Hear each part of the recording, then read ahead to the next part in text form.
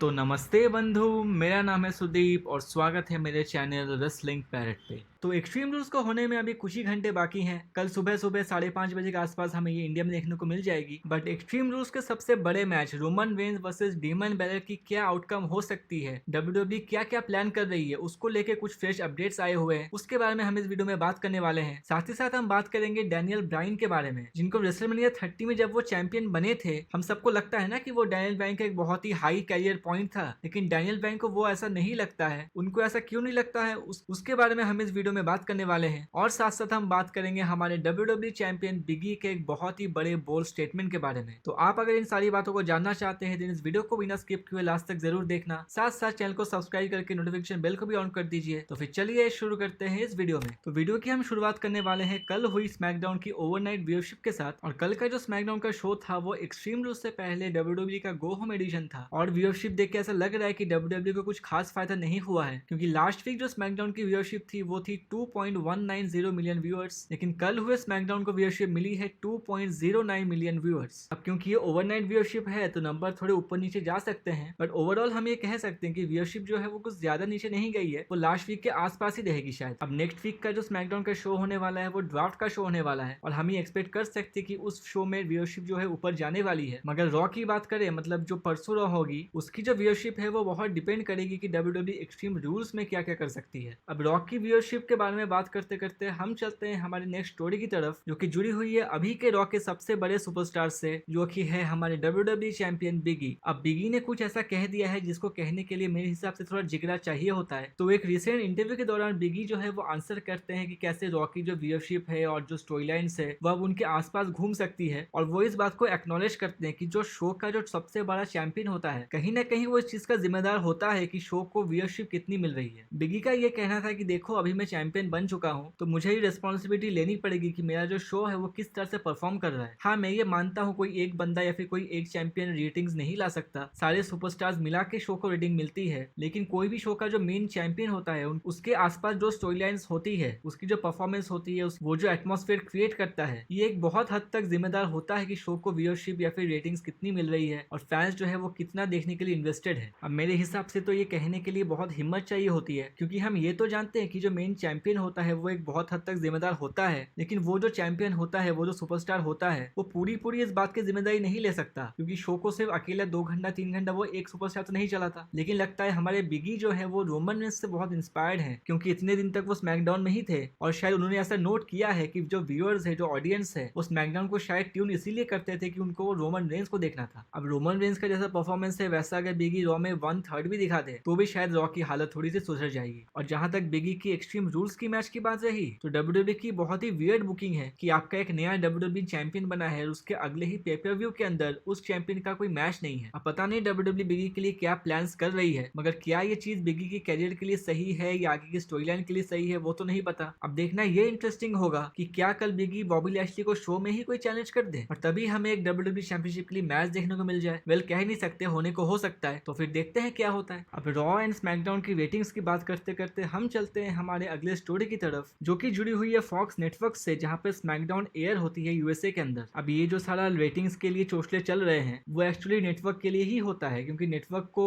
Ratings चाहिए होती है ताकि इतने ऑडियंस जो है उस टाइम पे उस शो को देखने के लिए उस नेटवर्क को ट्यून कर रहे होते हैं, और अगर डब्ल्यूडब्ल्यूई को रेटिंग सही से नहीं मिलेगी तो उस नेटवर्क की व्यूअरशिप जो है वो कम चली जाती है। और रिसेंटली मैंने आपको कहा था कि जो फॉक्स नेटवर्क है उनके साथ डब्ल्यूडब्ल्यूई की एक बहुत बड़ी डील है, तो डब्ल्यूडब्ल्यूई के ऊपर ना हमेशा एक तलवार लटकती रहती है कि एटलीस्ट उनकी स्मैकडाउन की व्यूअरशिप तो सही होनी चाहिए। बट रिसेंटली ऐसे रिपोर्ट्स आ रहे हैं कि फॉक्स नेटवर्क जो है वो डब्ल्यूडब्ल्यूई से कुछ ज्यादा खुश है नहीं, और इसके प्राइमरीली 2 रीजंस बताए जा रहे हैं। पहला तो ऑब्वियसली हो गया व्यूअरशिप। तो न्यूज ये है कि फॉक्स को जो व्यूअरशिप प्रॉमिस की गई थी डब्ल्यूडब्ल्यूई की तरफ से, वैसी व्यूअरशिप स्मैकडाउन को नहीं मिल रही है। मतलब आप जरा सोचो, रॉ की हालत इतनी बुरी है, उसके हिसाब से तो स्मैकडाउन को फिर भी हमेशा 2 मिलियन से ऊपर व्यूअरशिप मिलती ही है, तब भी फॉक्स जो है उतनी खुश नहीं है डब्ल्यूडब्ल्यूई से। मैं तो ये सोच रहा हूँ अगर रॉ की ऐसे व्यूअरशिप स्मैकडाउन को मिल जाती तो फॉक्स डब्ल्यूडब्ल्यूई का क्या ही हाल करती। और दूसरी जो रीजन सामने आ रही है उसको शायद हम सबने नोट किया होगा। आपने वो नहीं सुना कि जब भी कोई पेपर व्यू आ रहा होता है तो स्मैकडाउन की जो कमेंट्री टीम होती है या फिर उनको जब कुछ अनाउंस करना होता है वो लास्ट में ये नहीं कहते कि you can watch this on peacock TV करके। तो फॉक्स को उस बात से चुल है कि वो पीकॉक टीवी का नाम क्यों लेते हैं, और रीजन ये है कि पीकॉक जो है वो एनबीसीयू ओन करता है, वहां की कोई कंपनी होगी यूएसए के अंदर, और जो एनबीसीयू है वो फॉक्स की राइवल कंपनी है। तो फॉक्स को इस बात से जलन है कि उसकी राइवल कंपनी का प्रमोशन उसके नेटवर्क पे क्यों हो रहा है। मतलब आप ये समझ सकते हो कि अगर दो कॉम्पिटिटर्स हैं तो वो ऑब्वियसली नहीं चाहेंगे कि दूसरी जो कंपनी है उसका प्रमोशन उसकी नेटवर्क में किया जाए। तो सब चीजें मिला के मामला जो है थोड़ा सा गर्मा गर्मी बना हुआ है, लेकिन मेरे हिसाब से अगर डब्ल्यूडब्ल्यूई सही रेटिंग्स दे दे फॉक्स को तो शायद वो थोड़ी ठंडी पड़ जाएगी। खैर हम आगे बढ़ते हैं और हम बात करते हैं हमारी अगली स्टोरी के बारे में जो कि जुड़ी हुई है the man SmackDown women's champion Becky Lynch से। तो रिसेंटली एक इंटरव्यू के दौरान बेकी लिंच ये बताती है कि कैसे जो आजकल की जो रेसलिंग है उसके अंदर जो रेसलिंग मूव्स या फिर मैचेस होते हैं उससे ज्यादा मैटर करती है कि उस मैच के पीछे स्टोरी लाइन क्या बनी हुई है। बेकी का ये कहना था कि देखो आज से 5 साल बाद या 10 साल बाद जब आप ये वाली फ्यूड के बारे में सोचोगे तो उस वाली फ्यूड के पीछे स्टोरी क्या थी आपको वो ज्यादा याद रहेगी और ना ही वो मैच कैसा था। वेल मेरे हिसाब से तो दोनों चीजें इंपॉर्टेंट होती हैं, क्योंकि आप जरा सोचोगे अगर स्टोरी लाइन सही चल रही है लेकिन मैच एकदम फुस निकल जाए तो लोग ये कहने लगेंगे कि मैच जो है वो स्टोरी लाइन की एक्सपेक्टेशन से खड़ी नहीं उतरी है। लेकिन अगर स्टोरी लाइन कुछ अच्छी बिल्ड ना हो और मैच जो है एकदम 5 स्टार हो जाए तब भी लोग ये कहेंगे कि मैच तो काफी अच्छा था, इसके पीछे एक फ्यूड अच्छी होनी चाहिए। तो दोनों जो चीजें होती है स्टोरी लाइन और मैच की क्वालिटी वो सेम लेवल पे होनी चाहिए, और इस बात का सबसे बड़ा एग्जांपल है रेसलमेनिया 25 का अंडरटेकर वर्सेस शॉन माइकल्स का मैच। जैसी स्टोरी लाइन वैसा 5 स्टार मैच। लेकिन मुश्किल ये है कि ऐसी चीजें डब्ल्यूडब्ल्यूई में हमें अब ज्यादा देखने को नहीं मिलती है। हम ये तो नहीं कह सकते कि शॉन माइकल्स या फिर अंडरटेकर के जैसे परफॉर्मर्स नहीं है, आजकल के जो रेसलर्स है वो भी काफी अच्छा परफॉर्म करते हैं, लेकिन कहीं ना कहीं जो चीजें हैं वो सही बैठ नहीं रही है। नेक्स्ट हम बात कर लेते हैं हमारे अगले स्टोरी के बारे में जो कि जुड़ी हुई है फॉर्मर डब्ल्यूडब्ल्यूई के सुपरस्टार और करंट एईडब्ल्यू के सुपरस्टार डैनियल ब्रायन यानी कि ब्रायन डैनियल्सन के बारे में। तो डब्ल्यूडब्ल्यूई के रहने के टाइम में डैनियल ब्रायन का सबसे बड़ा मोमेंट अगर आप किसी भी डब्ल्यूडब्ल्यूई फैन को पूछोगे तो वो क्या बताएगा, वो यही बताएगा ना कि रेसलमेनिया 30 में जो सबसे बड़ा मैच उनका था मेन इवेंट के अंदर जहां वो डब्ल्यूडब्ल्यूई वर्ल्ड हेवीवेट चैंपियन बने थे, वही उनकी लाइफ का सबसे बड़ा मोमेंट होगा। क्योंकि उस मैच के लिए जो बिल्डअप था, जैसी एटमॉस्फेयर क्रिएट हुई थी, यस चैंट्स वहां से शुरू हुए, ऑडियंस जिस तरह से सपोर्ट कर रही थी, सारी चीजें डैनियल ब्रायन के फॉर्म में ही थी। बट रिसेंटली डैनियल ब्रायन ने कुछ ऐसा रिवील किया है जिसको सुनकर शायद आपको सही नहीं लगे। तो डैनियल ब्रायन का ये कहना है कि रेसलमेनिया 30 के टाइम में उनकी बॉडी की हालत बहुत बुरी हो गई थी, और वो इतनी बुरी हो गई थी वो अपने राइट हैंड से वो कार का दरवाजा भी नहीं खोल पा रहे थे। और उन्होंने जब डॉक्टर से कंसल्ट किया तो डॉक्टर ने ये तो बताया कि जो नर्व की प्रॉब्लम्स है उसको वो ठीक कर देंगे, लेकिन डैनियल ब्रायन अगर एक बार अपना स्ट्रेंथ लूज कर दे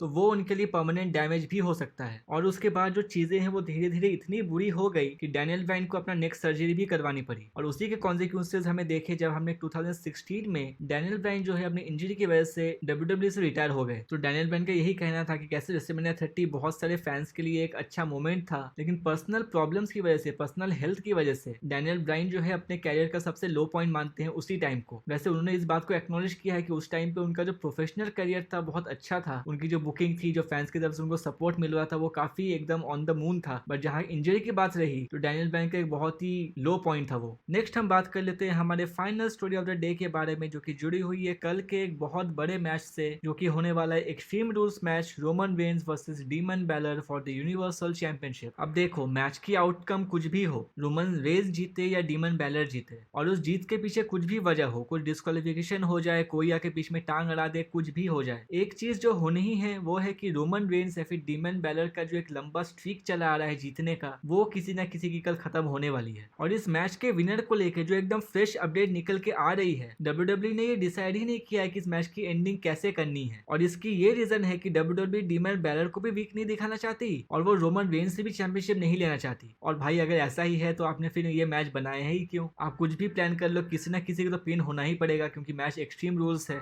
डिस्क्वालिफिकेशन तो हो नहीं सकती। अब डब्ल्यूडब्ल्यूई के पास कुछ ही घंटे बाकी हैं, जल्दी से कुछ सोच लो, और मैं तो बस यही प्रे करूंगा कुछ ऐसा सोचे डब्ल्यूडब्ल्यूई जो कि हमें वाकई में शॉक कर दे। ऐसा ना हो कि कोई एक्सपेक्टेड चीज ही हो जाए जो कि हम सोच रहे हो। तो बस अब देखते हैं डब्ल्यूडब्ल्यूई इतने बड़े मैच की एंडिंग कैसे करती है। तो आज की ये वीडियो यहीं तक की थी। अगर आपको ये पसंद आई हो तो इसको लाइक या शेयर करना ना भूले। इसके साथ साथ चैनल को सब्सक्राइब करके नोटिफिकेशन बेल को भी ऑन कर दीजिए ताकि आपको रेसलिंग से जुड़ी हर न्यूज, अपडेट्स और इवेंट्स की जानकारी इस चैनल पे मिलती रहे। तो ठीक है बंधु, मिलते हैं आपसे अगले वीडियो में।